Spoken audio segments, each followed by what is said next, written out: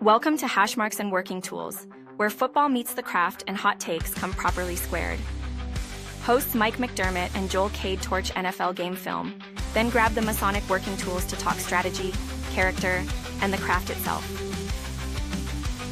Hello and welcome to the Hashmarks and Working Tools podcast. Today, it's you have Mike McDermott. I'm Mike McDermott, and I am one of your hosts. Your other host is Joel Cade. Hey, everybody. Today, I'm real excited. I'm real excited, Joel, because we're going to be talking about something that's near and dear to my heart, Pittsburgh. That's like me talking about Cleveland, like it's near and dear to my heart. So what's happening in Pittsburgh starting let me tell Thursday? you, Joel, let me tell you. So there's this thing called the NFL draft, and it happens every year, except it happens in a different place every year. This year, the Pittsburgh Steelers were awarded the 2026 NFL draft. And I had to explain to my wife, Virginia, last night what the draft was, right? And I had to explain to her, that, you have college players and they get drafted into the NFL, and this is the process that they get drafted in the NFL. And each team gets a pick unless they sell the pick, right, or trade the pick, right? So makes it for a very confusing night, especially because everybody's on the clock, right? Yep. Everybody, I've watched the draft for a long time, Joel. Have you ever seen the clock expire on a team? Yes. It's happened twice. I've watched it twice. Now, you have to understand, I've been watching the NFL draft every year for like 30 years.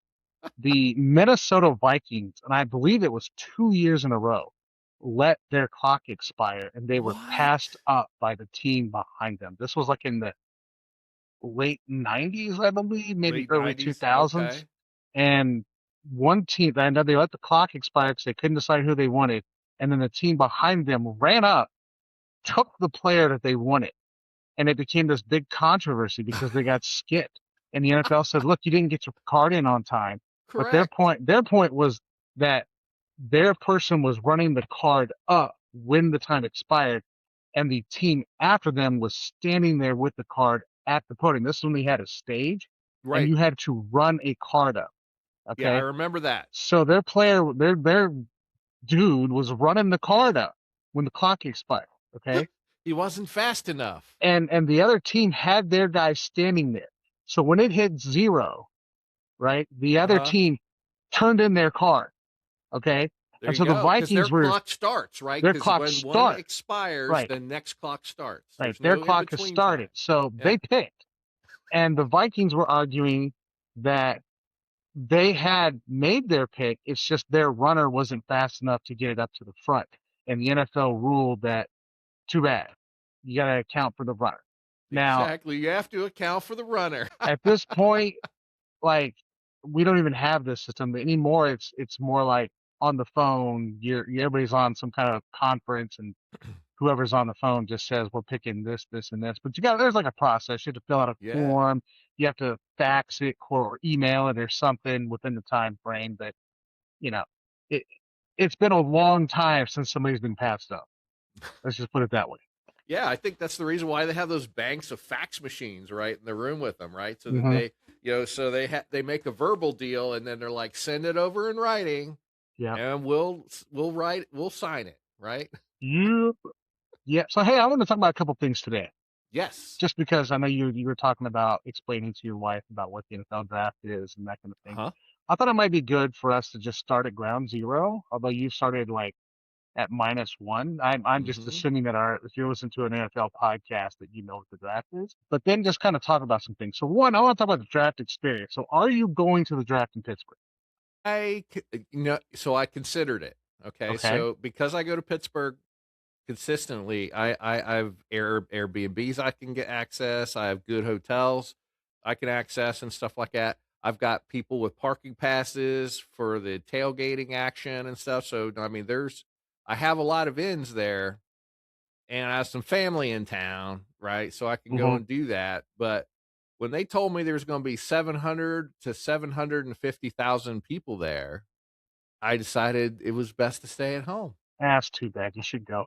So the draft was in Cleveland, if you remember, a few years back. This is when the Browns drafted Jeremiah Owusu-Koramoah. They had drafted defensive back we just traded away to Jacksonville after we destroyed them in the draft last year. We were there. You went on a Thursday night. We went and watched it. Then we went back the next day on Friday, went through all the punt, pass, and kick in the museum. They had a bunch of busts from the Hall of Fame because it's right, Hall of Fame president Ken.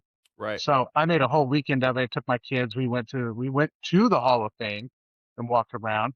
And I was absolutely disgusted by going into every single room had a Lamar Jackson jersey. I wanted to just puke. And well, he was all the rage 3 or 4 years back. He just won the MVP and all that. So I'm assuming they're trying. I don't understand how an area, something that's like basically in Cleveland wants to make a Raven like. Right. I'm not questioning the Hall of Fame. I mean, like that's a whole different podcast. But so yeah, there's a whole experience. You go there, you can walk through, you can see some of the Hall of Fame busts. You can, take pictures. You can. You know we what got the worst bobbleheads on. Is? You know what What's the worst experience at the Hall of Fame is? If you go there with a Bengals fan. They only got like 1 or 2 people. So what are they looking at? They have one. What are they looking at? Anthony Munoz. I mean, if you go with the Browns, there's like 20. Like right. Like, and there's even more Steelers, right? So that's the most depressing time is going with the Bengals fan. I'll tell you what, like the Carolina Panthers had 0 when we went. I think they inducted their first person last year. Or maybe it's this year when Luke Kuechly goes in. Did Kuechly go in last year? That was like their first person in the Hall of Fame was Luke Kuechly. Right. Like that was crazy. Like I'm walking around like if I was a Panthers fan, why would I even come here? So there's like nobody there. So anyway, so the draft experience is actually kind of fun. Like we went up, we went in, we got all kinds of pictures. They had the little things you can stick your head on and it looks like you're a football player. They had one for every team. They had the little bobblehead helmets that move like a bobblehead. You can get your pictures by, and the kids can run the 40, and they had food and vendors. They had rock concerts. They can go into the stadium and kick field goals in the stadium. My oldest son still tells me about how he went down on the field and kicked a 30-yard field goal. And so whenever like a Browns player misses a field goal, he's like, "It's not that hard. I did it. Even Cleveland Stadium. I kicked a field goal into the dog pound. Come on." I'm like, I think you were under a little bit less pressure than they were. Just a little bit. Just a little bit. But yeah, it's actually a lot of fun. So if you're going, just understand that if you're going for the experience, you are going to get nowhere near the stage. The seats that they show on the actual draft night, those are seats that are either purchased for an obscene amount of money, or those are tickets that the team has given to season ticket holders that they think will show up and act like a fool. Like Pumpkinhead is usually there for the Browns. Macho Fan usually ends up making an appearance for the Browns. One time Macho Fan was up on the stage doing his Macho Man thing. I think that was maybe 20. I don't know. One year Macho Man was up there. Macho Fan was. Well, he's a Browns fan that dresses up like the Macho Man Randy Savage. Right. And then the Pumpkinhead is the guy with the pumpkin on his head, and they were there at the at the draft one year. So like those are the super fans or the season ticket holders, or they paid an obscene amount of money to get into that pit. So if you're actually going to watch the draft, you might as well stay at home. But if you're going there to see all the I was at the draft, then it'll be fun. Yeah, it's going to be disturbing for some because in Pittsburgh, our fan, the guys that'll be up front will be Jesus and the Pope. Those are the two big Steeler fan folks that go to every Steelers game. There's a guy dresses up like the Pope? And Jesus, yes. And Jesus. Do they hang out? They hang out, yeah. Okay, all right. They get their pictures taken, right? They've got their terrible towels. Okay, all right. So are they like cursing people to hell, more Steelers fans? They're just out there blessing babies. They're kissing babies, blessing babies. That's tremendous. Throwing holy waters, into the Monongahela, the Ohio, and the Allegheny. I'm guessing it's not an actual priest. No. Good. thinking this guy would probably be censured if he was an actual priest. Okay. Good Lord. So that's that. Literally, that kind of stuff is why you would go to the draft to meet people like that.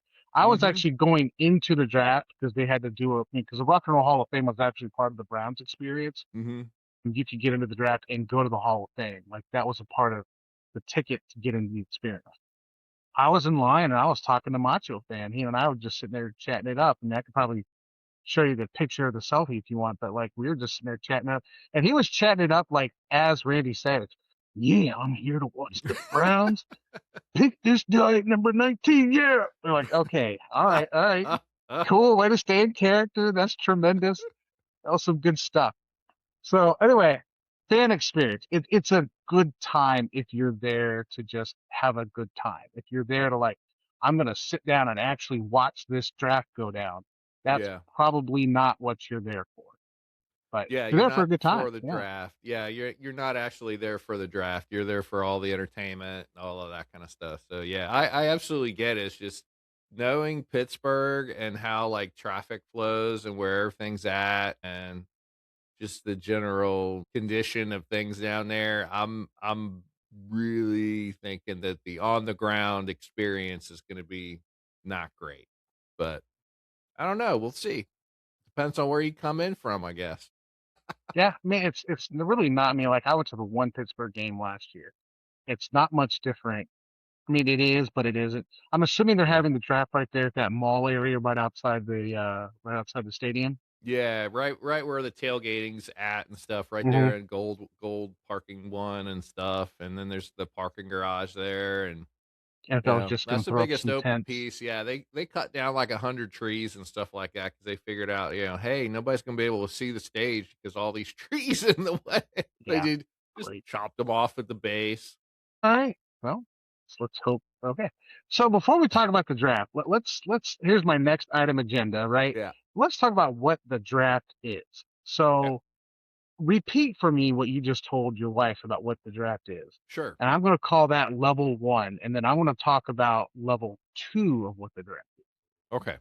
So yeah, the draft in basic terms is the way that the college athletes, the college football athletes, get into the NFL. It's the entryway into the NFL that is direct. It is legal, right? Because there's regulations on how to get into the NFL, and it's very regulated. So one of the big questions that she asked was, so let me understand this a little bit better. The very worst team in the NFL gets the very best college player in the draft. And she didn't understand that. She goes, that's not fair, is it? Well, it is and it isn't. Depends on what you're looking for, right? Right. If you're looking for competition, then yeah, you want the teams with the worst records to pick first. And basically, it's just straight order. It goes 1 through 32, and then round 2 goes 1 through 32, unless there are tie. I mean, it goes 1 through 32, but tiebreakers go into this. If 3 teams have the same record, there's tiebreakers. So round 2, you may have like the Browns picking 6 in round 1. They may pick 9. They may pick 4. If there's like 4 teams with the same record and it lines up a certain way, what they do is they snake those teams so that 6 will go to 7, 8, 9 on, and then the bottom will go to like 6. And so that's why you get different orders in different rounds, because they try to, like, if you have a team, and that goes by not necessarily winning percentage, but strength of schedule, strength of opponents, things like that, score, division record, like stuff like that factors into 4 teams at 4 and 13, right? Who picks first? Who picks second? Who's the first? And then they rotate those to the draft. So yes, right? Like the NFL draft is all the college players coming out. Got 7 rounds, 1 through 32, plus compensatory picks after 3, 4, and 5. And I don't think there's 6 or 7 compensatories. I think they're just 3, 4, and 5s. And you go from there. So that's the basics. Right. Now, for a fan, I want to talk about a fan's guide to watching the draft. Let's say I'm not going to Pittsburgh because I don't have the same relationship that Mike McDermott has with Pittsburgh. So I'm not going to Pittsburgh. So I went to Cleveland, but Mike doesn't go to Pittsburgh. I'm not going to Pittsburgh to watch the draft because to quote my mom, been there, done that, not going to do it again. Okay. So you do it once, you know what it is. Sure. So there it is. Now, at home, you think the average fan will walk up and it's like, okay, so this is just going to be like you just described. Number one's picking, number two's picking, number three's picking, blah, blah, blah, blah, blah. That is like the tip of the iceberg of what the NFL draft is. What the NFL draft underneath the iceberg, underneath the water, the part you don't see, is a massive poker game going on. It is a massive poker game. Fair. And there are some teams that are really, really, really good at poker. And there are some teams that are like, I'm not playing the game. And there are other teams that are just really, really, really, really bad at poker. Okay. And every year, the teams that are good at it take advantage of all the teams that are bad at it. It happens every year. Now, I know you're going to laugh, but one of the teams that are really, really good at this are the Cleveland Browns. All right. Every year, they just steal picks from people. Last year, they just taking candy from a baby, took the Jaguars' first round pick for this year. There's no reason the Jaguars should have done what they did, but the Browns baited them into it, and the Jaguars had a brand new GM. It was almost like a scene from Draft Day. That's literally what happens in that movie, Draft Day, right? The Jaguars have a brand new GM, and Kevin Costner calls him up and steals his picks, essentially. That's literally like what happened last year. The Browns had Travis Hunter. They didn't want Travis Hunter, but they knew somebody else wanted Travis Hunter, so they began to play draft poker. So how this works, imagine if we're at a poker table, right? And there are a set number of cards. In this case, like 300 or something, right? Something close, but maybe 250-ish. There isn't an exact number. It's different every year because of compensatory picks. Let's say there's 250 cards, players. The first guy at the table gets to pick any card they want, okay? And they have two options. They can play the card. I guess they have three if you're the Vikings, right? You can play the card. You can trade your turn, right? So that you have more picks at the deck later. Yeah. Or you can just let your time expire and pass the deck on to someone else, aka the Minnesota Vikings. Correct. Now, just handing the deck off to someone else and not picking hasn't happened in a long time, and I dare to think if somebody let that happen with the way that it's broadcast now, they would be fired very quickly. So let's take the number one pick, the Raiders. Like the Raiders have a choice to make, right? They have the whole deck ahead of them. They can sit and pick, or they can say, you know what? We don't really want to sit and pick, but we want to pick 3 times as opposed to picking once. Or we'll pick twice in the first round, but lower in the order so that we can pick twice next year. Okay? Right. So then what you have to do is convince somebody it's worth their time, energy, and effort to trade you their first round pick plus another first round pick, right? And a third first round pick next year, right? 3 first round picks. So that becomes the first hand in poker. This team has to convince either trade back, get more shots at the deck, or sit and take the one they want. Okay? Then, when they make their turn, either they pick Fernando Mendoza or whatever, right? Then they turn around and like the second team up, and I forget who the second team up is. I really haven't been paying a whole lot of attention this year to the draft. The Jets and the Cardinals are 2 and 3. So they're both projected to take edge players, right? So here comes the Jets, right? Let's say they know, because they've done their homework. They know who the Cardinals want, right? Let's say the Cardinals want David Bailey, but the Jets are like, we really want Arvil Reese. So why don't we convince the Cardinals that we're taking Arvil Reese, make them trade us a 3rd round pick, have them move up into our slot. They take their guy, Arvil Reese. We wanted David Bailey anyway. We'll dump down to 3 and we'll take David Bailey. And now we own the Cardinals' 3rd round pick. More shot of the deck, right? So this is how the poker is played throughout the NFL draft. Now, the keys for playing NFL draft poker is you have to know, like Sun Tzu says, what you are and what your opponents are. So you have to know what you want and you have to know what everyone else on the board is wanting and combine that with who's in the deck, right? So if I have all the cards, then I can trade that first overall pick for a lot of money, right? For a lot of picks. I can trade 2 for a lot of picks. I can trade 3 for a lot of picks. I can trade even 6 for a lot of picks. Then it comes down to who do you want versus who's in the deck? And when can I get them in? This is the next part. When can I get them in the deck? For instance, number 6, the Cleveland Browns are looking at a wide receiver, and they're looking at offensive tackle. Okay, so I'll make a caveat here. You hear draft analysts come out, just sit and take the best player available. That doesn't happen. Okay. Second, people draft for need unless they're just out of options and they can't trade and they don't want to look like the Vikings. So then the question is, who do you take at 6? Now, I know the Browns want an offensive tackle. And so let's say the Browns do what smart people do when they buy cars, which is they don't fall in love with the car. They're not going to fall in love with this tackle versus this tackle versus this tackle. They know there are 3 tackles they can grab. And they can grab one of those 3 tackles anywhere from 6 to 26. So they know that somebody wants to come up to 6 to grab somebody because somebody's stupid. Enter Jerry Jones and the Dallas Cowboys, possibly the stupidest team in the NFL when it comes to the draft. So Jerry Jones likes to just trade up and take players, and trading up is always a bad idea because you're giving up more shots at the deck. The gamble is to get as many shots at the deck as possible because you don't know who's going to work out and who's not. It's all a game. Okay. So the Browns say, okay, you know what? You might want to come up to 6 and grab Carnell Tate. We need a receiver. There's about 6 receivers we like, and we can get one of those 6 receivers between 2 and 26, and we can get one of those receivers between 6 and 26. We can get one of those offensive tackles between 6 and 26. So why don't we trade our 6th overall pick to the Cowboys for their 12? We'll probably still get the player we want or one of the offensive tackles we want.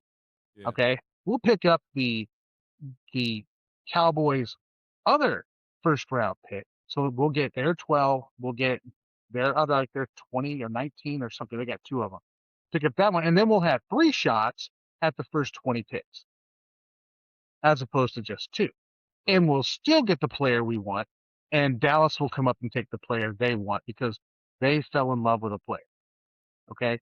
So the real game of the NFL draft are when teams like the Browns, the Ravens do this really well. The Eagles do this really well. Those are your big players. The Patriots used to be really good at this when Belichick was around, but Belichick had the same problems the Browns did, is when they actually sit and pick, they don't pick anybody worth taking. It's just like they don't know how to evaluate players.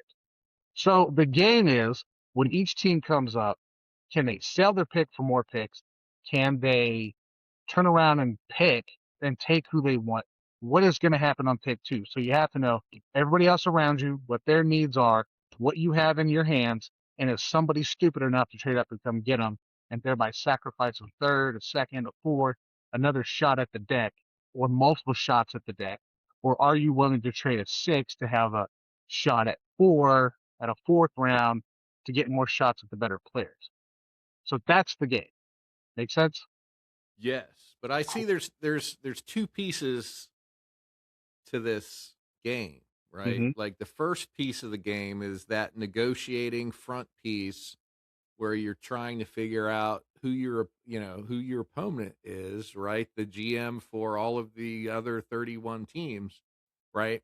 And you're identifying how you can go in and massage or negotiate a deal to get the best picks for the draft, right? So there's that front end piece. Then there's the back end piece. What happens if you end up with 3 first round picks now because your guys on the front end did a great job negotiating? Now, somebody else's feet are on the fire now, right? So this is a back end. So you got to decide, okay, now that we have all of this wiggle room now for people selection, we better not botch that. Right. Because we may have negotiated away next year. We may have negotiated away 2 years from now, right? Yeah. Well, yeah. What you don't want to look like is the Jacksonville Jaguars have traded a 1st round pick and a 2nd round pick, I think, to go up and get Travis Hunter, who ended up getting hurt the 2nd week of the season and didn't play. Right. So then you're like, well, what did we just do? Yeah. You can think that you played great poker, but you didn't. Like, so this gets us into strategy. So what is the strategy and what strategies do different teams take? See, you didn't think we're going to go deep dive into, and you're never going to watch the draft again the same, are you, Mike? Anybody else listening will never watch the draft the same ever again. So the next time the ESPN announcer comes up, well, the Browns need this, and these people are on the board, and you're thinking, okay, but who could the Browns trade this for? Like, if they really think this person's that good, who can they trade them to and get more picks? Because let's talk about the strategies. Then we're going to get into that article I sent you, which I hope you find a way to like link into the description of our podcast. But let's talk about draft strategy. There are 3 basic strategies in the draft, and not all teams play the draft the same. You have some teams, like I had previously mentioned, the Browns, the Eagles, the Ravens, the Rams. The Rams are really good at this situation. The Niners are a good team for this. Basically, your analytically driven teams who look at data and that kind of thing, they tend to play the poker game a lot better than other teams. So they tend to trade back. This is the thing the Browns fan base are always mad about. Why are the Browns always trading out? They could have had blah, blah, blah if they had, like, Dexter Lawrence. Like, let's talk about a team that's stupid with the draft. Let's talk about the Cincinnati Bengals. Now, why would the Cincinnati Bengals trade the 10th overall pick for a defensive tackle on a second and possibly a third contract, right? That is not good draft strategy. Now, the reason they're doing that is because they don't want to have to sit there and bring along rookies. They want veterans because they think that their year is right now. Now, that's actually a decent strategy if you're thinking, you think you're going to I'm the Super winning Bowl, right now. I'm winning right now. If you've got a Super Bowl winning team, that's a good move. Right. So let's talk about Dexter Lawrence. How did the Giants end up with Dexter Lawrence? Well, the Giants ended up with Dexter Lawrence because they traded, way back in the day, 2019, Odell Beckham Jr. to the Cleveland Browns, who gave them the 22nd pick, which they used, the New York Giants, on Dexter Lawrence. Okay. So this is the Odell Beckham Jr. trade coming back to the AFC North, because now Dexter Lawrence, who was the guy they drafted with the Browns pick for OBJ, has played now for the Giants for 5-6 years on a second contract, and now he's going to Cincinnati because he wants to pay. Now, I don't know why he thinks the Bengals are going to pay him, but whatever. They extended him. They immediately, that within 24 hours, they extended his contract by a year. So I want to point out that the Bengals had a really, really, really good defensive tackle and a guy named DJ Reader, who's now signing with the Giants after the draft. You want to talk about a team who runs the draft? Like, John Harbaugh is very good. Now, he's taken that situation to New York because New York right now is winning the draft. They just traded an older second contract defensive tackle for the 10th pick. I can't even think of the last time the 10th pick was traded. I can't even think of, like, for the 10th pick. That is not how you run the draft. Another stupid team in the draft is the Dallas Cowboys. They're always trading up.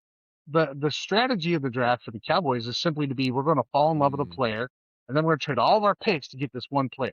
Not smart. That's like going to a used car lot, falling in love with a car, and then that used car salesman can talk that price up and talk you into anything because you're so dead set on that car. Sure. There are some teams who live in the Stone Age of the draft. And those two teams are pretty good at living in the Stone Age of the NFL draft. And there's the balloons again. All right, so then we'll talk about the teams that basically refuse to play. This would be your Pittsburgh Steelers, right? No matter what the Steelers do, they're just going to let the draft happen, and they're going to pick their guy at their spot, and then they're just going to move on. There are plenty of teams that do this as well, right? When they just rolls up to their spot, they just take a person, and they just move on. The Ravens used to be this team, but now the Ravens tend to fall back a lot. So the strategy here is you identify, I got 6 players in this range that are worth it, like this range, and you move on. So you got these teams played all their cards. Yeah. So just for fans that weren't aware of, the moves that Pittsburgh did, is Pittsburgh let a lot of Pro Bowlers and, excellent players go over the past year, right? So they ended up with what's called a compensatory draft pick, right? So basically, if you let go, a second string quarterback, right, to another team, and that team plays that second string quarterback, and he plays I believe, 5 games of the season, you get a compensatory draft pick, right? So we did that multiple times. So now the Steelers have 12 draft picks in this draft, which is, the Steelers this year are like the quintessential rebuild team. Yeah. Now, maybe you want to hear that, maybe you don't. I don't know. Yeah. But they have 5 picks in the top 100. So Right. you're going to have a valuable draft if you can have the more picks you can get in the top 100 is where you want to be. That is the sweet spot of every draft. So you want to keep your picks in the top 100, and you want to convince teams to give you picks in the top 100, so that you can get the best players in the draft. The Steelers right now have 5. Now, I'll be surprised if they end up, like, I think they'll just sit and take. I don't see the Steelers trading up or back. If they start trading up, then that's not a good idea. I don't see the Steelers trading back. Like, they don't really trade back either. They just tend to sit and take. So in round 3 of the draft, we have 3 picks in round 3. And that's a good round to have 3. That's a good round to have 3. There's discussion that we would go in if we didn't want that offensive tackle, or if the wide receiver that we are looking at isn't available, that they would draft back for a third so that they can have 4 picks in the third, right? So that, again, like you said, the third is a valuable pick space. So that gets us into another discussion. And I think this is a really good discussion that links us right into the article. Now, the article we're going to talk about is Cade Massey's article, The Loser's Curse. But I want to give the context for what that article is actually discussing. So you'll hear a lot in draft talk of, is this person worth the number 1 pick? Is this person worth the 3rd pick? And you have all these draft analysts will come out. I like this pick, but I don't like the value at the 3rd overall pick for this guy. They could have got him in the 7th round, kind of discussion. Okay, so first of all, all that discussion needs to be just thrown in the trash. Okay, because the value of a pick is not, now we're going to go back to poker again, is not based on, you can't take a player and assign a value to that player based on round and number. That just doesn't work because every draft class is different. So someone who may be a 1st round pick in this year's draft may be worth a 2nd round pick in next year's draft. It's all class dependent. So there's no absolute value of what a pick is. So if you're starting off with this pick has an absolute value and the pick number 1, you need to have certain metrics to reach the number 1 pick or whatever. And then we're going to say they didn't get good value because my metrics say that the 2nd pick of the 3rd round should have this much athleticism or this much this or this much that, and therefore it wasn't a good pick. You'll hear that all weekend, and it's all just noise. Okay? The real value of a pick is what somebody's worth to pay for it. That's the value of the pick. Okay? So teams that draft well don't play the game that I just talked about. Right? They don't assign an independent value to a round and a number, and then an independent value to a player, and then say this person meets this round, this pick, blah, blah, blah. So what they do is they say, like, I know this is what the Cleveland Browns do. I know that this is what the Ravens have done because I've heard podcasts, people talking about this is what they do, is they'll talk about player ranges. So there may be 6 players. I think this year there's 4, maybe 5 elite players in the draft. So that's a group, right? So tier A may be 5 players. Okay. Then you get tier B. Tier B may be 50 players, which means once you pass pick 5, right, and you get to pick 6, that pick is the exact same value as pick 50 because all of those players are basically in the same range. So it doesn't really matter where you pick between 6 and 50 because you're going to get basically the same level of play. You follow? Yes. Okay, so which everybody's following me. So wherever you pick between 6 and 50 doesn't matter because you're going to get the same play. So why would you pick at 6 when you can get someone like the Dallas Cowboys to say, oh, I got to have this guy at 6 because he's not going to fall to 7 because maybe they know that somebody in front of them really values that play. Now you see how these people muddy the draft because they're not intelligent. So if somebody falls in love with somebody at 7, or you know the Cowboys are sitting there and they've fallen in love with somebody that you want them and you've fallen in love with them, then you got to get in front of the Cowboys to do this. This is the dinosaur model of the draft right now, right? But a team like the Browns or the Ravens or the Giants, they're like, okay, so 6 to 50 is all the same player. And we need a tackle between 6 and 50, right? And six, like we may prefer this guy over this guy, but we can work with this guy and we can work with that guy. So why would I pick at 6? Doesn't make any sense, right? Right. Why not come back from 6 instead of taking 1 pick at 6? Why not take 4 picks or 3 picks or 2 picks between 6 and 50 and get myself another player in that same player range? And then maybe 50 to 100 is another bracket, like a C bracket player, right? Yeah. So then if you're in bracket C, you're thinking, okay, if I need this, this, and this, and how many of those are available in bracket C? So what you don't want to do is pick a B player in an A range. Like if you have the top 5 picks, you don't want to pick a B, right? Or if you're in the top 50 or the bottom 50 to 100, you don't want to be picking a D in 50 to 100. If you can get a B, if somebody's dumb enough to start picking C's and D's and a B falls to you in the C range, absolutely you want to grab that person no matter who they are, because that's the best player you're going to get at your slot. Okay, so now we've redone the entire draft. You follow me here? Mm-hmm. This is how the draft by smart teams is actually played.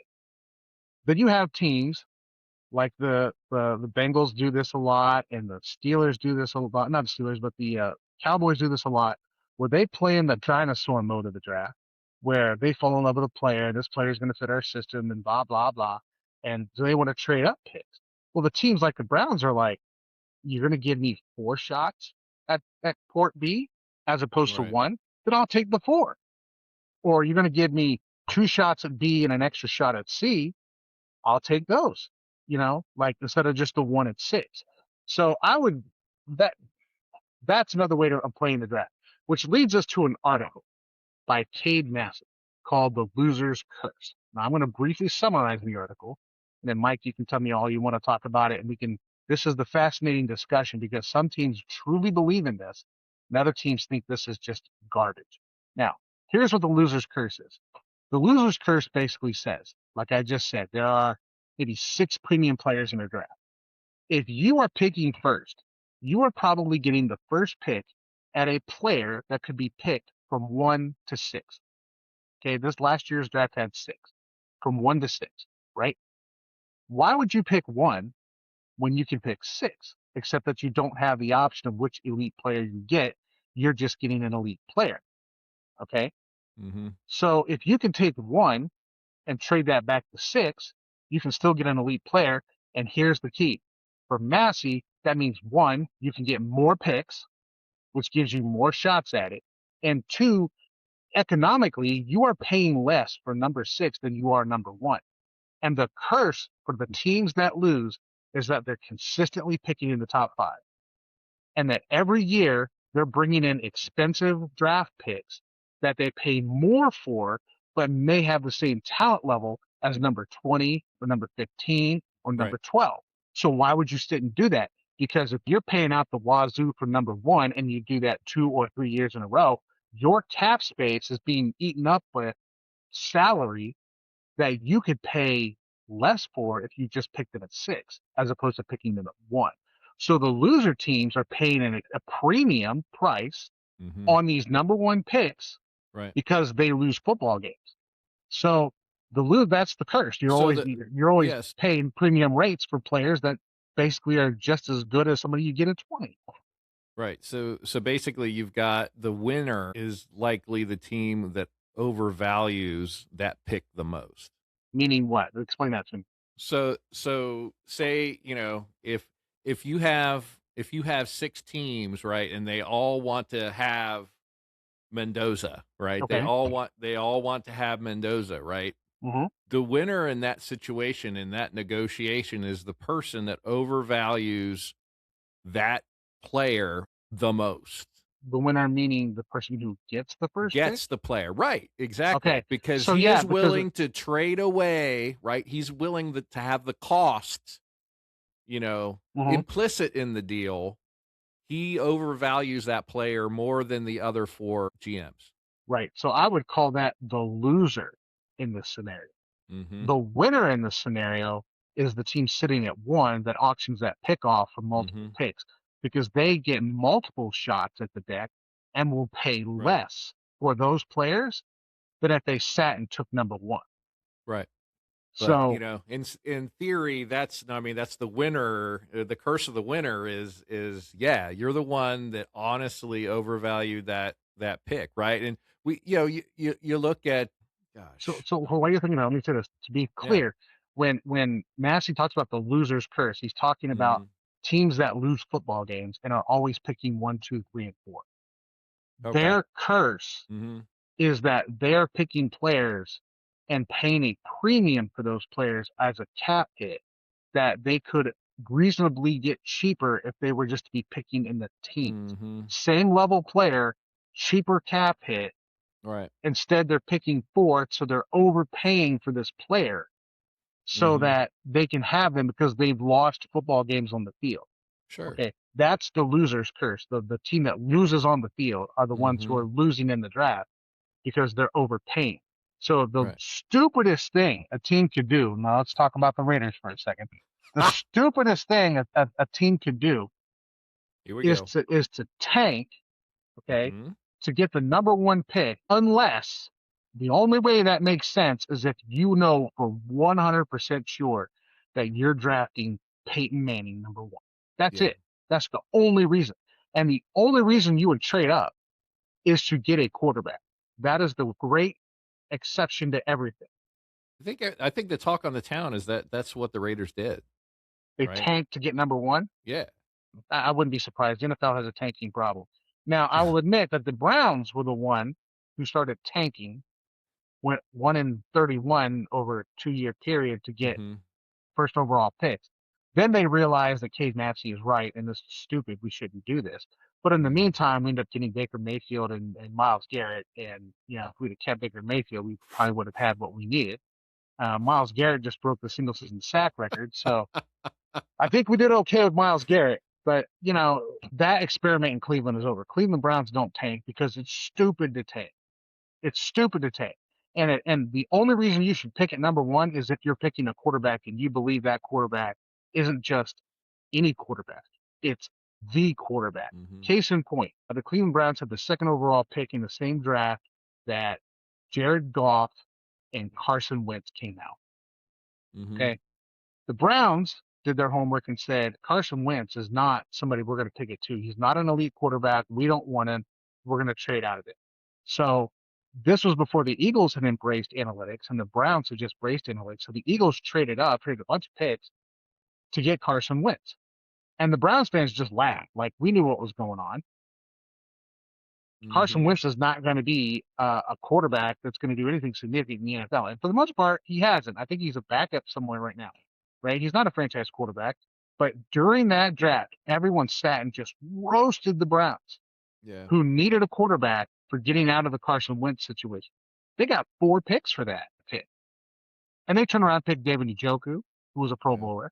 They turned around and picked Julius Peppers, who's one of the team captains in New York. Yeah. And I forget who the third guy was, but he didn't pan out real well. Mm-hmm. But you end up getting more shots at the Sure. top 50, right? Or the top, whatever category B is at. So that's what the Browns did. The Eagles have since changed their mentality. They don't do that anymore. But this comes from Cade Massey, right? Your sweet spot of picks are the teams. That's where you want to pick. Because the price is going to match what the value is of the player when you get them most likely if you've done your homework. You don't want to pick in the top 10. If you can get out of the top 10, you absolutely want to do it because you can get more picks and more shots in the teens or the early 20s, which is kind of like the B sweet spot. But that sweet spot depends on the draft class. That sweet spot could be 6 to 16. It could be 6 to 26, depending on what that sweet spot is.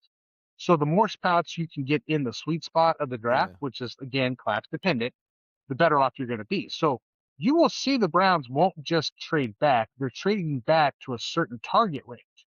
Mm-hmm. Like the Browns have stated they think that 10 to 20 is like the best stuff, like areas.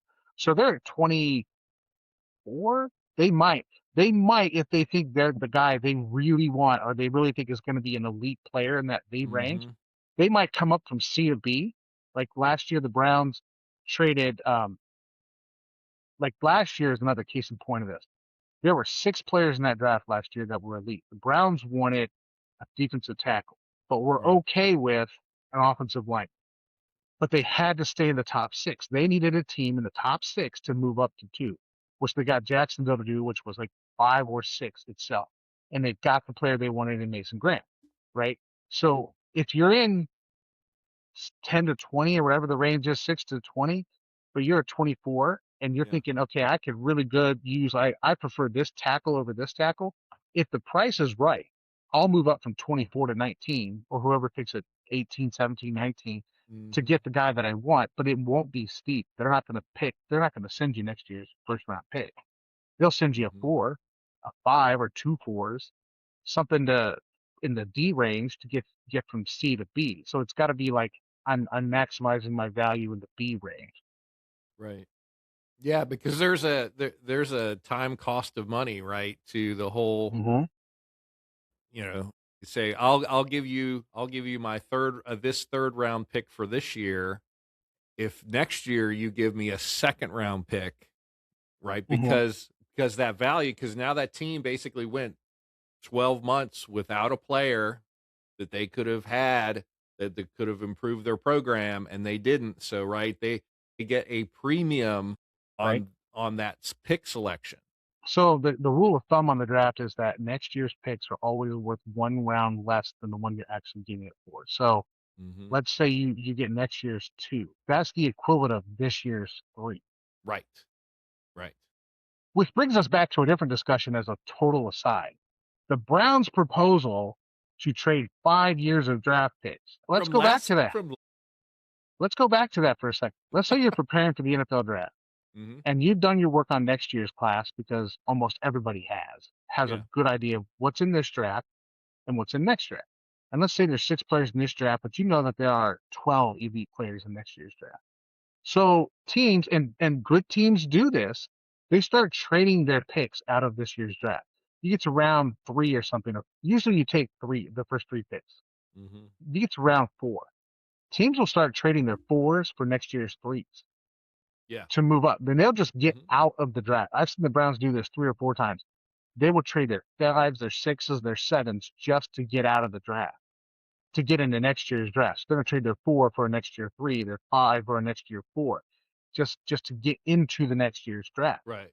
So what the Browns were thinking, well, we could get out of 2026 to get into 2028 now, when those picks, when a 4th round in 2028 is worth like a 6. I can trade a 6 this year for a 4 in 28.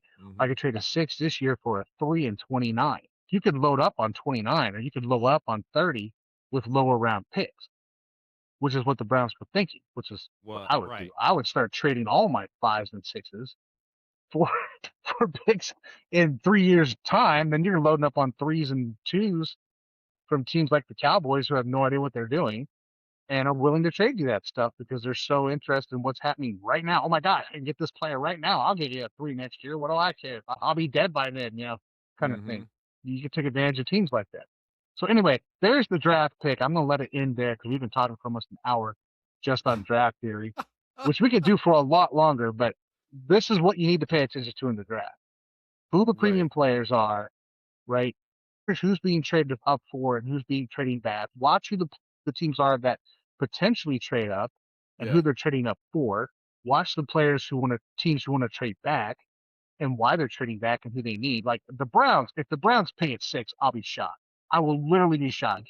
The players they want, or they quote unquote need, and the Browns always pick players you've never heard of. So thinking that you're going to pick some player they need is just ridiculous. So you think they're going to trade out of 6 and give it I'll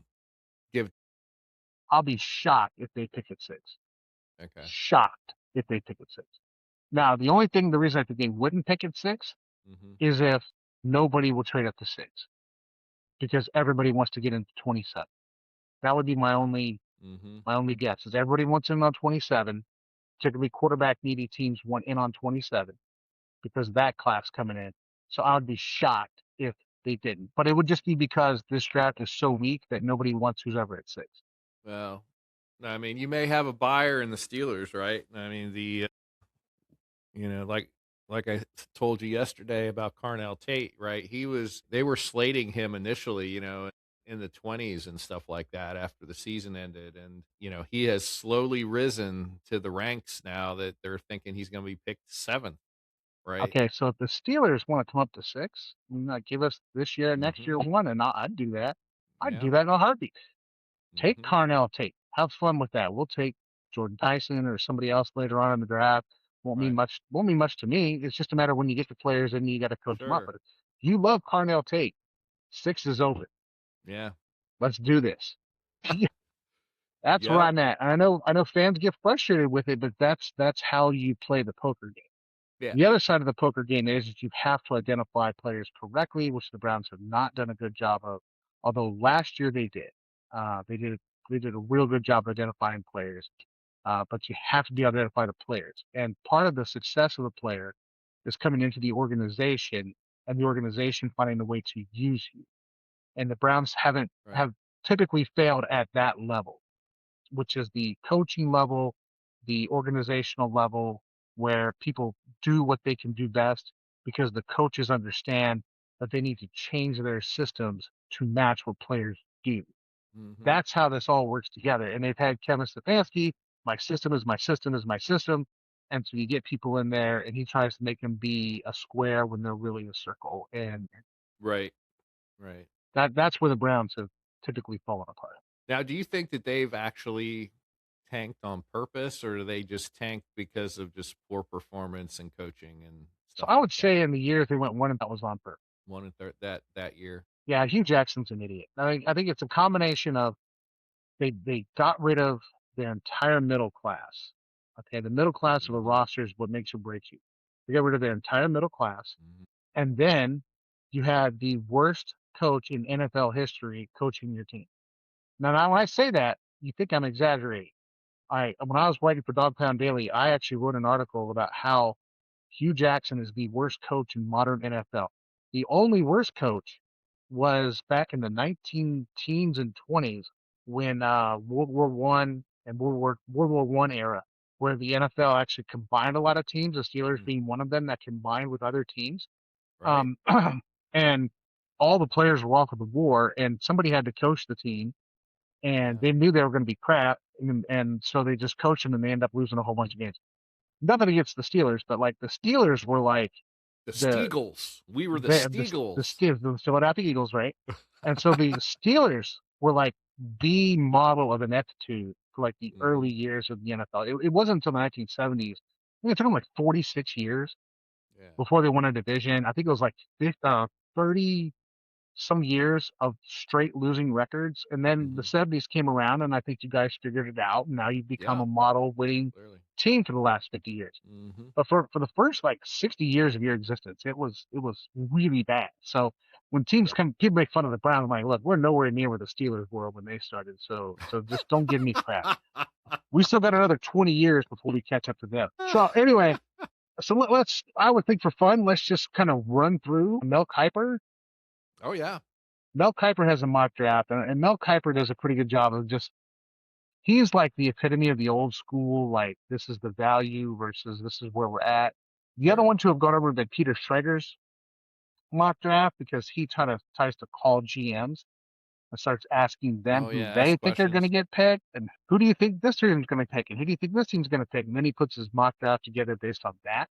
But so that would be more of like a Peter Schrager's more of like a discussion like we've been having today. That would be more of an indicator of this is what the NFL is leaning toward and what they think is happening. Mel Kiper's like, this is my evaluation of the player, and this is who the team should take.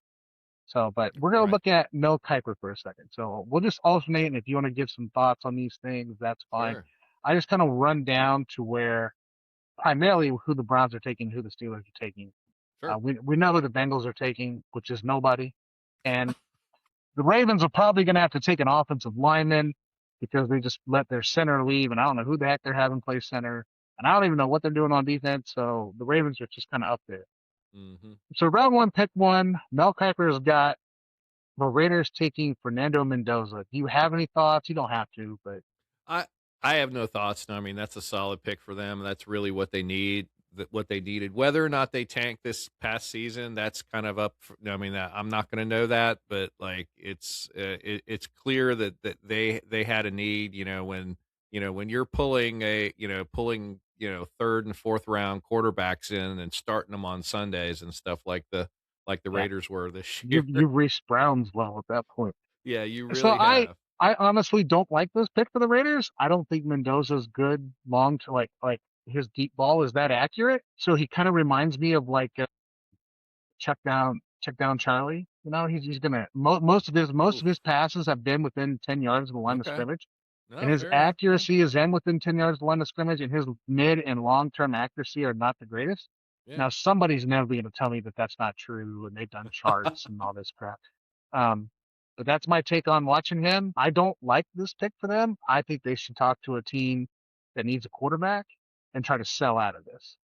And then get into next year's draft when there's like 6 or 7 good quarterbacks presumably coming out. Yeah, I think Aaron Rodgers has, visited LA a couple of times. So, that may actually be something that happens for them. I was the Raiders, I wouldn't do this, but they are. Okay. Right. The Jets. Jets go outside linebacker David Bailey for Mel Kiper Jr. What do you think of that? I still like that. That's a great pick for them. That's what they need. I think it's clearly go ahead. They have no stopping power, right? On the defense. So like they absolutely need to be able to protect and pass and rush. And that's something David Bailey can definitely do. Right. So like edge is like a premium position and they need that premium position. I mean, the Jets have had over 10 straight losing seasons, so what's another, right? I mean, he's not going to move the needle in terms of wins. Right. And you're not taking Ty Simpson here, so you don't think Ty Simpson's going to move the needle in terms of wins. So you might as well go off and get yourself a left tackle or an edge player when the edge players seem to be the premium players in this draft anyway. So right. Moving on. The Arizona Cardinals take Arvell Reese, outside linebacker, another edge rusher. You like that for them? Not that I know anything about these teams, but yeah, I do for Arizona. Like, I mean, they're there. They're going to take their clear pick. Again, they're one of those teams, very similar to the Steelers. They really don't fight it. They just pick whoever's next. Yeah, I'm not a fan of that. I think it should be more like the Eagles and the Browns and the Giants. Yeah. Like the Giants have already, in my opinion, the Giants have already won half this poker game. Just from taking the 10th pick from the Bengals is just ridiculous. So we got the Tennessee Titans. They take running back Jeremiah Love. Now, I am a Notre Dame fan, and I think Jeremiah Love is the best player in this draft. If the Tennessee Titans can grab him at 4, that is an absolute steal. Good for them. If they have to be built on the run to make this happen, so if they can give a running game to their new quarterback, I really think that'll work out for them. They're trying to build a team. Yeah, that rushing game for Tennessee is definitely going to see a kick. Yeah, I don't see Jeremiah Love sitting on the bench a whole lot. Right. I think he's going to be an immediate execution play. Right. So. And then at 5, Mel Kiper has the Giants taking Caleb Downs.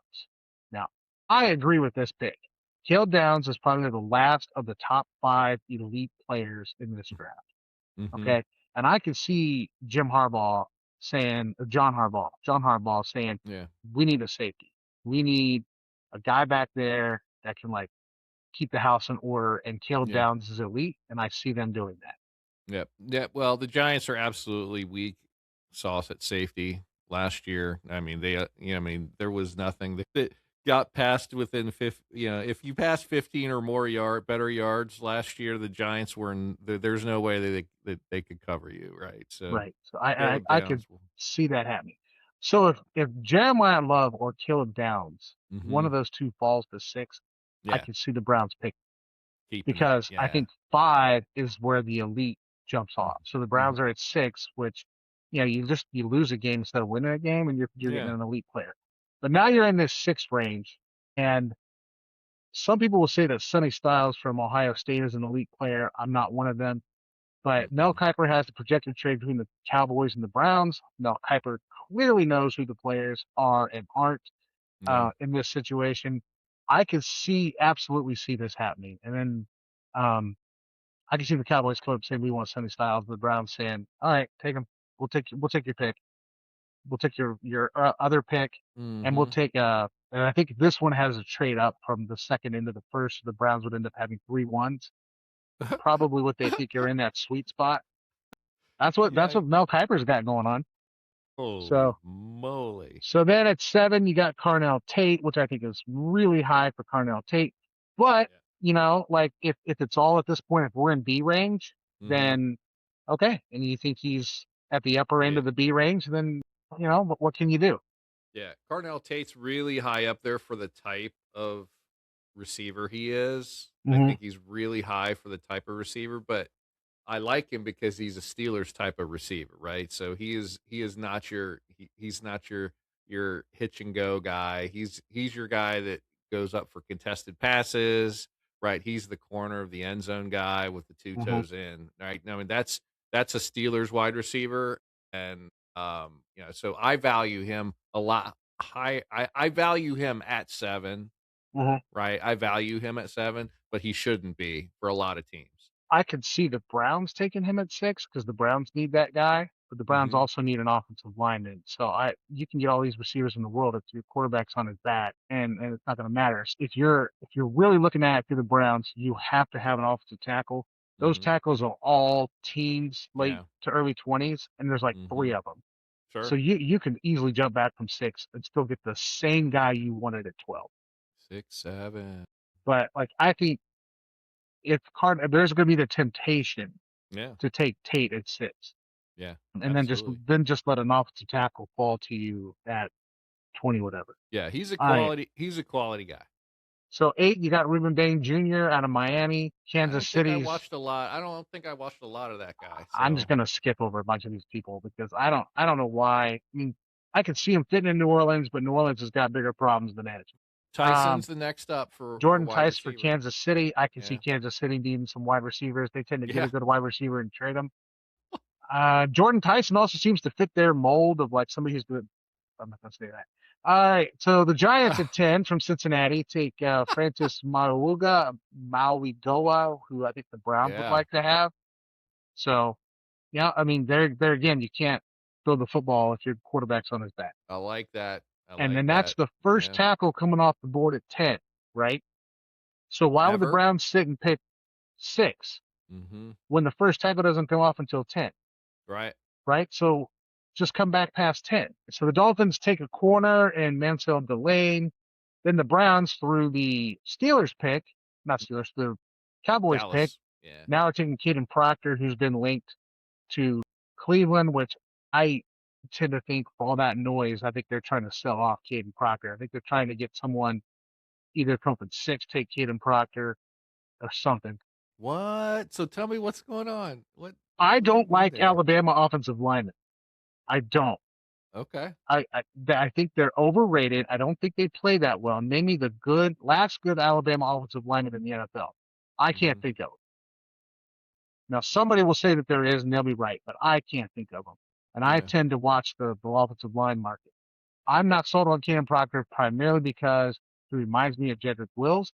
He has good technique, which a lot of those Alabama players who played for Nick Saban do. But he's questionable whether or not he really is committed to football, which is Jedrick Wills all over again. I don't like Caden Proctor, but he's good enough technique-wise and athletic-wise. You might get someone to come up and say, we want Caden Proctor more than anybody else. So we'll come up and grab him. And then you just wait your turn and take the next guy. Yeah. You got Mekhi Lemon going to the Rams. And then you got the Ravens taking offensive lineman, I figured. Offensive lineman, Spencer Fana, which would be a really good player to take. Ronnie Stanley out of Notre Dame for the longest time at left tackle. I mean, I don't know where they're putting Fana because don't they have another offensive right tackle out there? I don't know. I don't know what the Ravens are doing. Maybe they're going to move him to guard. I don't know. Yeah, he could kick inside the guard and replace Voorhees. Yeah. But if you're doing that, why do you pick him at 14? You can get a guard in the second round. I mean, I don't understand why you're doing the 14. Utility All right, so then you got the Buccaneers taking Kenyon Sadiq tight end. You got the Jets taking Omar Cooper, wide receiver out of Indiana. I would not take many people from Indiana personally. I think they're a lot older and that's why they won. They get a bunch of 22, 23, 24-year-olds beating up on 19, 20-year-olds to win the national championship. Yeah. Not sure they're going to translate to the NFL well, but we'll see. Detroit taking Monroe Freeling. Like that pick. They just let Vandalia guy leave, offensive tackle from Vandalia. Taylor Decker. Let the Butler Aviator leave, Taylor Decker. So I can see that being a good pick for them. Where's Taylor going? I do not know. I have not followed that. I personally would like to see him in Cleveland, but I don't know if he's injured, if it's something going on with him. I don't know. Then you have the Vikings taking Dylan Heineman at safety out of Oregon. Mm-hmm. The Panthers are taking Emmanuel McNeil Warren, safety out of Toledo. That's a high pick for a Toledo player. And you get the Browns taking Denzel Boston. Denzel Boston is kind of like Cardell Tate number 2 in this draft. Big body guy, runs good routes. And then you got the Steelers taking a guard. I can't even say that. Ione. Yes. Oliva Vega. Ione. Is the offensive line that bad in Pittsburgh? No, I mean, seriously, you could probably take this guy 6 picks later. Yeah. Yeah. So we lost Sumalo, who was our key guy. Like, if we're gonna have high paid tackles, we're gonna have stopgap guards, and that's who they're hoping this Ione is gonna perform at guard for us. So, well, then it's clear we're in B to C range at this point. You're getting to 21, so or at least starting to get into C range. Mm-hmm. Yeah. So then the Chargers are taking defensive tackle, the Eagles are taking an offensive lineman. And you get back to Cleveland. This is Jacksonville's pick, taking Jamon McCoy, cornerback out of Tennessee. This feels like a Jimmy Haslam pick to me. 1, it's coming out of Tennessee. And 2, I could see the Browns taking a corner because they lost, can't think of his name. McCoy. No, what's his name? The guy we got in the 4th round ended up being a Pro Bowl. I can't think of his name, but I know they lost him to an Achilles tear, and he's pretty much done. So I can see them taking a corner to put on the other side of, like a nickel corner. Yeah. In a man-based defense. So we'll see. But I also think that you could come back with a safety. I'm not sure why they're taking corner. Corner isn't the position. I know they like to take corners and kind of have them go into the rotation. What they need is a safety. The safety position on defense is atrocious, which is why I kind of hope. Isn't it weird that, like, you see corners and safeties getting drafted in the 1st round? Isn't that just crazy? Corners, not so much. Safeties are the ones that generally, because with safety, you can take a guy like Mika Fitzpatrick, right? Take him from corner and move him to safety, and they adapt. Which is why safeties don't get drafted real high. But Caleb Downs is one of those players that, like, he could be elite up there. So I could see them saying, we're going to take this corner, and then we're going to move somebody to safety. Like, one of our starting safeties is a 2nd-round pick, and the other one was an undrafted free agent. And the undrafted free agent out of Ohio State, and I don't want to, like, anger a lot of Browns fans, is not good. Like, you need a safety, right? And if you're not going to have a 2nd-round pick, which is where you can get at a good to elite safety, then you need to pick one here at 24. Or come out of 24, move back to the early 2nd round, and pick up a good safety high in the 2nd round. Are we already in 2-3 range, and we haven't even crossed into the 2nd round yet? We're not in the 2nd round yet. I know, but this is how we in the 2-3 range players, though? We're probably in 3 by now. Yeah. Because 2 was going to be like 6 to 20, early 20s. Yeah. Right. So we're probably in 3 range right now. Ooh. So if you're in 3, this is how the experts are calling this draft this year. Which is why that whole is it worth the 1st pick in the 2nd round crap doesn't work. Right? I mean, if you're in 3s right now, then who's your elite safety in range 3? Like, who are people even taking? I'm looking for the 1st safety off the board here. Like, you've got the Cardinals taking Ty Simpson at 30. Yeah. I would not do that. But whatever. If you want to waste a pick, go for it. Yeah, and Panthers took a safety. The Vikings took a safety. I'm looking for the next safety. So the next safety. The next safety coming off the board. Mm-hmm. Tackle, that's just crazy to guard. I don't know. Maybe the Browns should take a corner if they're looking for a DB, because there's not a lot of DBs coming off the board in the 2nd round.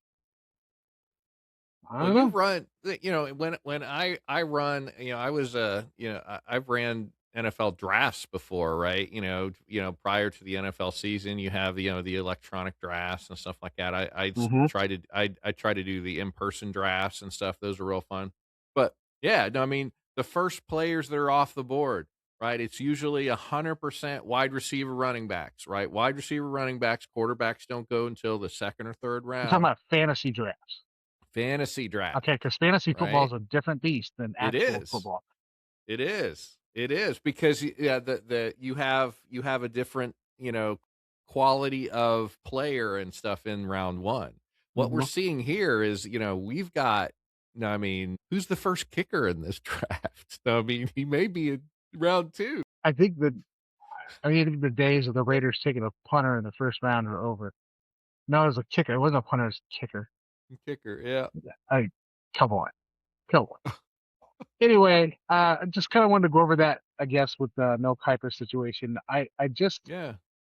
You see why the Browns draft jumped back. I know a lot of Browns fans get mad. Why are they jumping back? Why did my team trade back? Why don't they trade up and get the player that I want? I mean, that's not a way to have a successful draft. Is to fall in love with a player and then trade the draft for him.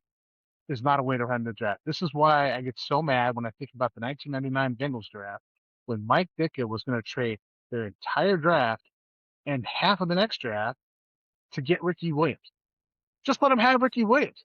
You know what? Just let him. But there are other running backs in that draft. Let him have his dude and take all his picks. You want one card from the deck, or do you want 12 cards from the deck? Who do you have a better chance of winning with? 1 or 12? So anyway, I encourage everyone to go out and read The Loser's Curse by Cade Massey. It's very technical, and it's by an economist who's taking an economics kind of approach to it. Yeah. But the basic premise is the more you lose football games on the field, the more you're going to lose in the draft. Unless you trade those picks for more picks, and that's how you rebuild a team. So I think a lot of teams take this approach, particularly the Browns do, which is why they get frustrated when they lose football games, which is why they fired their head coach.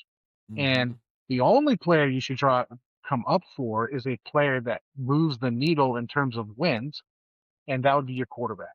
If you're trading up and it's not for a quarterback, you pretty much wasted those picks. The last time, go ahead. Yeah, I'm going to have to take that document and take the math and run the Steelers through it. I'm going to run the Steelers through it, and what you're probably going to find, Joel, is the Steelers are at the perfect apex, right, where they never overpay. Because they never do anything. You can't overpay if you don't ever do anything. Right, they never overpay, and they're always average. and that's part of what the Steelers are dealing with. You're in that average purgatory. You're literally in that spot where you guys would benefit from a losing season, just to reset the needle in terms of getting some picks in that upper range, just to trade out of them and get a whole bunch of picks, so you could get a whole bunch of new rookies on your roster. Yeah. Right, and the teams when you're already winning, you don't want a lot of first round picks because you don't want to spend your money on a rookie. This is why teams like the Chiefs are always trading out of the first round. Teams at the bottom of the draft like to trade out in the first round because you're paying less money for a comparable player because you picked them in the second round. So how do you get out of that loop then? Does this article talk about that, right? Win football games. Well, so there's two basic spots in this article. There's the winners who are at the bottom of the draft who trade out to get cheaper players and more of them, right? And the losers who are at the top of the draft. Yeah. And because they're paying more for the same quality players that you get in the middle of the draft. So you want to get out of the top and the bottom and get into the middle. So if you can get out of the top 10 and into the teens, that's where you want to be. If you're 25 and under, you generally want to get into the second round. Yeah. That's where we're at. So the Steelers right now are in this purgatory of 20 to 25 because you're always winning the division or making the playoffs, and that throws you into that upper tier because you made the playoffs. So you're right in that you can't get anywhere phase, right? So what you need is a losing season when you're in the top 10, and hopefully you can get into that elite number next year, and then trade out of it. Unless you need a quarterback, then you just sit and pick a quarterback. But if you don't, there are plenty of teams that want a quarterback. You can get a haul even if it's for the 28 draft, get a haul and infuse your team with like 10 rookies. But right now, you guys just sat in the mid 20s for 10 years, and it looks like it. I don't know what the solution there is. It's a tough one, right? We don't have access to those blue chip players. We're not gonna. We don't have an owner that's going to go out and just like pay insane money for a quarterback, like insane money. They're not. We're not going to have $125 million quarterback. So you're in that like that winning just enough purgatory, and you've got to find a way out of it. Right. I think getting rid of Tomlin, not that you got rid of him, he just quit or walked out or whatever went on with Tomlin. I don't know. Right. That's going to help you. One of the two. Either you're going to win, and that's what you want, or you're going to lose, and you can pick up draft picks. Right. Either way, it's going to help you. Just not being 500 next year is going to help the Steelers. Either end of it is going to help. Right. It's good. Okay. Well, I hope our audience. Right. Yeah. I hope our audience has learned a lot about the NFL draft and what to expect, what's actually happening in the draft, and what teams are actually, at least the good teams, are thinking. Some teams are just morons, and they will always be morons. You hope that everyone, but you're not playing with a level playing field. Is my point. You have a lot of different players, a lot of different people come to the poker game, and you're not actually playing the cards. You're playing the other teams. Right. That's what's happening at the draft. That's what's really happening at the draft. You're watching a poker game go down. But if you walk in and you say, "Oh, this is pick 1, pick 2, pick 3, pick 4," you're missing the whole thing. You're missing the whole thing. And the best of the best at this are like the Eagles, the Browns, the Ravens. The Giants look like they're going to be real players in smart drafting. The Rams, the 49ers. These are the teams that do it really, really, really well. So, question is the picks. You got to hit on the picks. And for the Browns, you got to hit on actually having a coach that can coach your team, and then your picks will hit. That's right. All right. Thanks a lot, Joel. I think everybody learned a whole bunch about the draft. I'll post up a link to this document that Joel shared, and so you can go in and read the deep, dark secrets of how the NFL draft operates. This is Mike McDermott. I'm here with Joel Cade. Thank you for tuning in to Hash Marks and Working Tools. Mike McDermott and Joel Cade would like to thank you for hanging out with us today as we discuss the 2026 NFL Draft. It definitely is high-stakes poker being played each night of the draft. Thank you to our sponsor, Bash Fu.